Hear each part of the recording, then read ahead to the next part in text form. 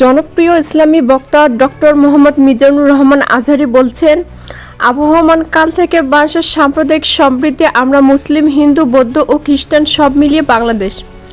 আমাদের পারস্পরিক সম্প্রীতি, ভালোবাসা, সৌহার্দ্যপূর্ণ আচরণ, বোঝাপড়া অনেক মজবুত। আমাদের এই সম্পর্কের মাঝে মধ্যে ফাটল ধরাতে চায়। আমরা যে সুখে আছি, শান্তিতে আছি, অনেকের ভালো লাগে না। এদিকে লালমনিরহাট রেলওয়ে শহীদ সোহরাওয়ার্দী মাঠে তাফসিরুল কোরআন মাহফিলে তিনি এসব কথা বলেন। ইসলামিক সোসাইটি লালমনিরহাট মাহফিলের আয়োজন করে। মিজানুর রহমান আজহারী বলেন, তাফসির মাহফিলের আয়োজন করলে হিন্দু ভাইরা কোনো ডিস্টার্ব করে না। আমাদের মধ্যে সাম্প্রদায়িক সম্প্রীতি, সৌহার্দ্যপূর্ণ আচরণ, ভালোবাসা আবহমানকাল থেকে চলে আসছে। আমরা যদি বলি আপনারা হাত তোলেন, শত শত হাত এখানে উঠবে, কিন্তু আমি বলতে চাই না। খুলনায় কয়েকশো হিন্দু ভাইরা আসছে আমাদের আলোচনা শুনতে। আলহামদুলিল্লাহ, অনেক বৌদ্ধরা বসেন আমাদের আলোচনা শুনতে। আমাদের অমুসলিম ভাইদের কাছে ইসলামের সৌন্দর্য তুলে ধরা আমাদের দায়িত্ব। আমরা প্রত্যেকের দায়িত্বশীল। ইসলামের সৌন্দর্য এমন করে ফুটিয়ে তুলতে হবে যাতে করে অমুসলিম ভাইরা কালেমা পড়ে মুসলমান হয়ে যায়। তিনি বলেন, বাংলাদেশের ইতিহাসে হিন্দু মুসলিম দাঙ্গা নেই, আমরা ভাই ভাই, কিন্তু দুষ্ট লোক আছে, তারা আমাদের সম্পর্কের মধ্যে ফাটল ধরাতে চায়, মাঝে মধ্যে ঝগড়া লাগাতে চায়। পত্র পত্রিকায় দেখা যায় বিভিন্ন ধর্মীয় উপাসনায় হামলা চালানো হয়। এগুলো রাজনৈতিক উদ্দেশ্য প্রণীত। এগুলো ইসলামের কোনো সম্পর্ক নাই। দুর্বৃত্তদের ব্যাপারে সাবধান থাকতে হবে। সবসময় ঐক্যবদ্ধ থেকে দুর্বৃত্তদের কালো হাত ভেঙে দিতে হবে, ঘন্টাও লাগবে না।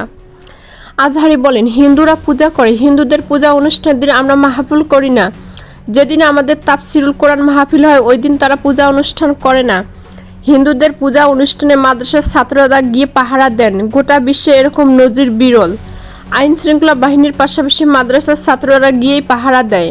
গোটা বিশ্বে এই নজির কোথাও পাবেন না। মাহফিলে তিনি ইসলামের আলোকে শান্তিপূর্ণ সহাবস্থান ও সাম্প্রদায়িক সম্প্রীতির বিষয়ে আলোচনা করেন। কয়েক লাখ মুসল্লি এই মাহফিলে অংশগ্রহণ করেন। এদিকে লালমনিরহাটের শেখ সফি উদ্দিন কমার্স কলেজ মাঠে হেলিকপ্টারে অবতরণ করেন মিজানুর রহমান আজহারী। এ সময় ভক্তরা তাকে ফুল দিয়ে শুভেচ্ছা জানান। এদিকে এই মাহফিলকে ঘিরে দিবাগত রাত থেকেই মাহফিলের মূল মাঠে কম্বল, চাদর নিয়ে অবস্থান নেন মুসল্লি ও ভক্তরা।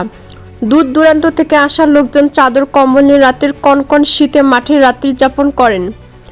আয়োজক কমিটির প্রধান ও মাহফিলের সভাপতি আব্দুল হাকিম জানান, মাহফিল ঘিরে আইন শৃঙ্খলা বাহিনীর তৎপরতা দেখা গেছে। নিরাপত্তা নিশ্চিত করতে বিপুল সংখ্যক আনসার, পুলিশ, স্বেচ্ছাসেবকের বিশাল কর্মী বাহিনী টহলে রয়েছে।